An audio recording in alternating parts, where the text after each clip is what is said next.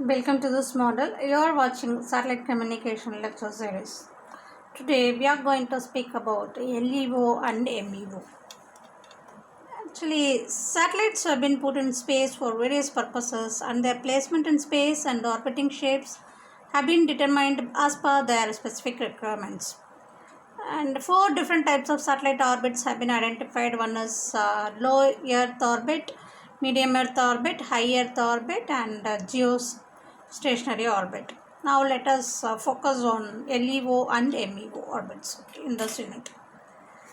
As LEO circulate in lower orbit, it is obvious that they exhibit a much shorter period. The typical duration of LEO period is 95 to 125 minutes.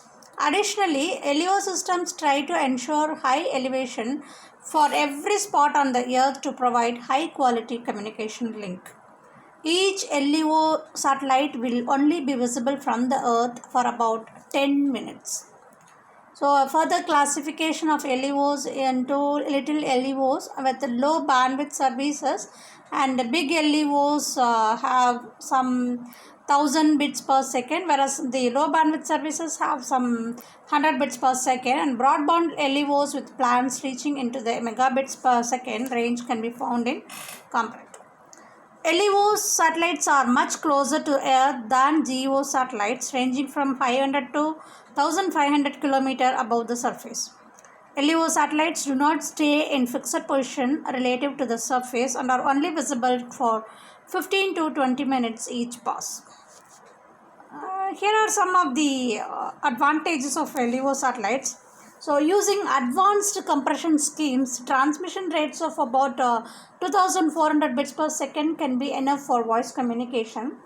And LEOs even provide this bandwidth for mobile terminals with omnidirectional antennas using low transmit power in the range of 1 watts.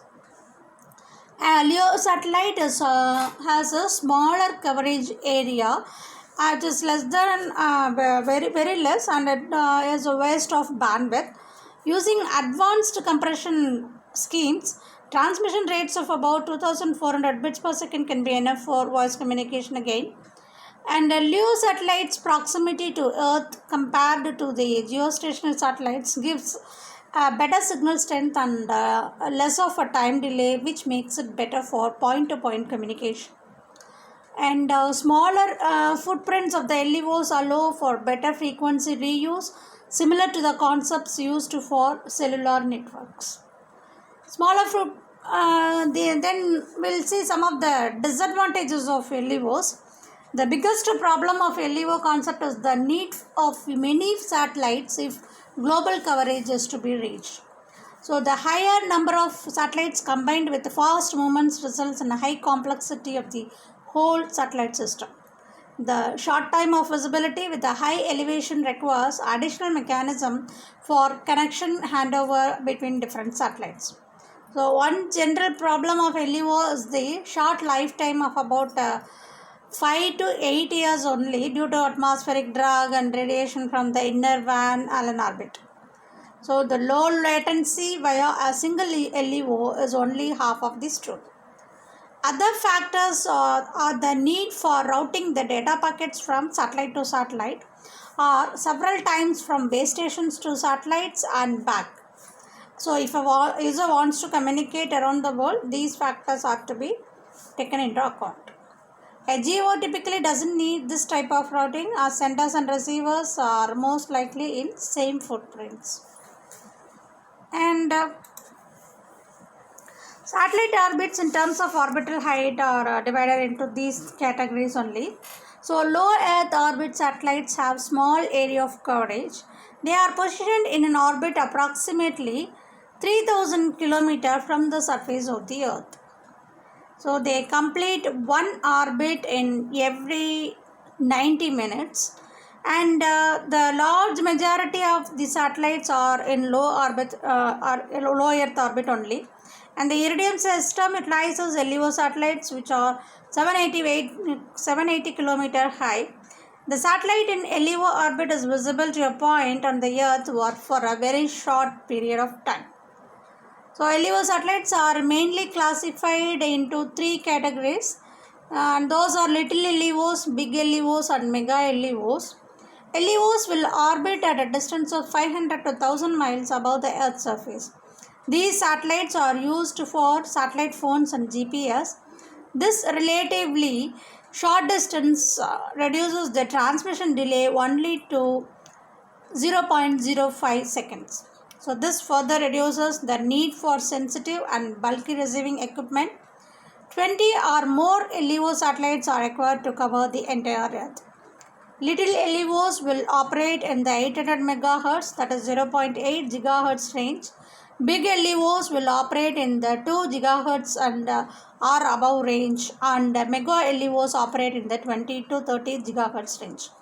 The higher frequencies associated with the mega LEOs translates into more information and carrying capacity and yields to the capacity of the real-time, low delay video and transmission scheme. Here is a question may arise that with more than 200 satellites that are in geostationary synchronous orbit, how do we keep them from running into each other from attempting to use the same location and space? So to answer this problem or question, international regulatory bodies like the International Telecommunication Union and national government organization like Federal Communication Commission, that is FCC, designate the locations on the geosynchronous orbit where the communication satellites can be located. These locations are specified in degrees of longitude and are called orbital slots. The FCC and ITU have progressively reduced the required spacing down to only 2 degrees for C-band and Ku-band satellites due to huge demand for orbital satellites. So this table shows the height and period of the LEO, MEO and GEO satellites. MEO satellites orbit a lower altitude than GEO, usually occupying the space between 5,000 to 12,000 km or 3,000 to 30,000 km. They are commonly used in navigation systems such as GPS. The relative proximity to Earth means they achieve far lower latency than GEO units, making them suitable for high-speed telephone signals and similar missions. MEO satellites can transmit data up to 1.6 gigabits per second, which is a much snappier connection than most of us achieve through fiber connections to our homes. So these types of satellites are also used for functions such as GPS, GLONASS and Galileo, as well as in polar orbit to provide coverage at extreme latitudes. Depending on their altitude, MEO satellites usually complete one orbit of the Earth in between 2 or 8 hours, although some can take up to 24 hours to orbit. The smaller size and lower orbit means between 8 and 20 units will be required to provide complete coverage of the Earth. Whereas in low Earth orbit, one of the hot topics right now is the race to establish a network of low Earth orbit satellites only, because the low Earth satellite orbits occupy the lower orbit of the satellite types. So this proximity of the Earth makes them ideal for very high speed, low latency communication, often exhibiting a delay of just 0.05 seconds. LEO satellites tend to be very small, making them much quicker and cheaper to produce than their bigger brothers. They also fly much faster, completing the orbit in as little as much as minutes, that is 40 to 100 minutes or 90 minutes. So however, the proximity to Earth means many more are needed to provide complete global coverage. Companies like SpaceX and Iridium are planning to put tens of thousands of LEO satellites into the orbit over the next month and years, and these huge mega constellations are likely to provide faster and more stable and more complete coverage for data connections in the future, but are still at an early stage in terms of network development.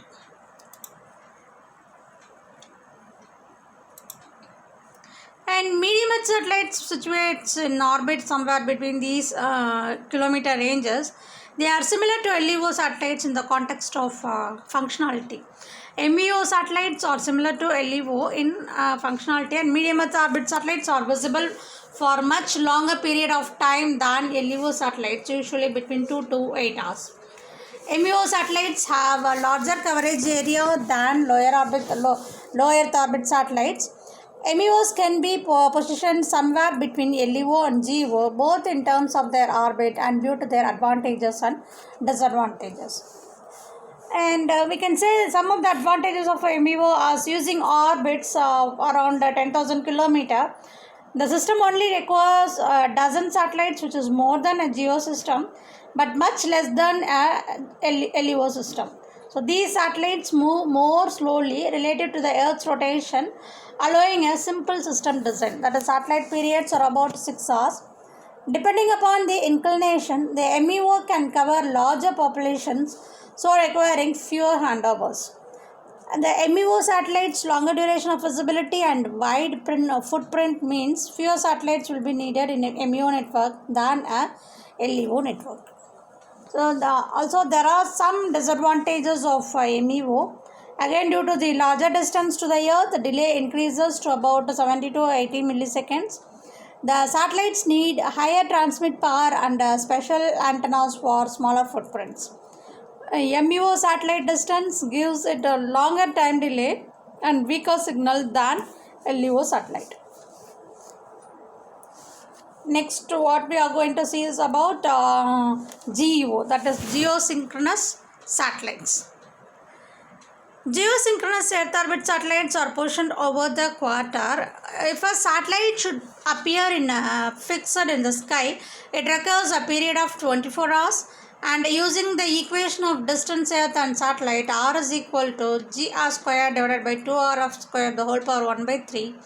And the period of 24 hours, F is equal to 1 by 24 hours. And the resulting distance is 35,786 km. The orbit must have an inclination of 0 degree. Geostationary satellites have a distance of almost 36,000 km to the Earth. Examples are almost all TV and radio broadcast satellites and any weather satellites and satellites operating as backbones for the telephone network are geostationary satellites only. Objects in the GEO moves around the Earth at the same speed as the Earth rotates. This means geostationary satellites remain in the same position relative to the surface of the Earth. And here are some of the advantages of geostationary satellites. 3 geostationary satellites are enough for a complete coverage of almost any spot on the Earth. Receivers and senders can use fixed antenna positions and no adjusting as needed. GEOs are ideal for TV and radio broadcasting. And lifetime expectations for GEOs are rather high at about 15 years. And geostationary satellites have a 24-hour view in a particular area. GEOs typically do not need handover due to the large footprints, and GEOs do not exhibit any Doppler shift because of the relative moment is 0. And GEO also has some disadvantages because northern and southern regions of the Earth have more problems receiving these satellites due to the low elevation above latitude of about 60 degrees. And larger antennas are needed in this case. So shading of the signals in cities due to high buildings and the low elevation further away from the equator limits the transmission quality. The transmit power needed is relatively high, which causes problems for battery powered devices. So these satellites cannot be used for small mobile phones. The biggest problem for voice and data communication is the high latency over 0.25 seconds one-way retransmission schemes which are known from fixed networks. Transferring a GEO into orbit is very expensive. So these are the disadvantages of GEO. The orbital altitude is around 30,000 to 40,000 as I said earlier. It is calculated and it's approximately 36,000. And there is only one geostationary orbit possible around the Earth, lying on the Earth's equatorial plane, and the satellite orbiting at the same speed as the rotational speed of the Earth on its axis. They complete one orbit in every 24 hours, and this causes the satellite to appear stationary with respect to a point on the Earth, allowing one satellite to provide continual coverage to a given area on the Earth's surface. One GEO satellite can cover approximately 1/3 of the world's surface. So they are commonly used in communication systems due to its advantages like simple and ground station tracking, nearly constant range, and very small frequency drift. And it also has some disadvantages like transmission delay of the order of 20 to 50 milliseconds and larger free space loss and no polar coverage. Thank you.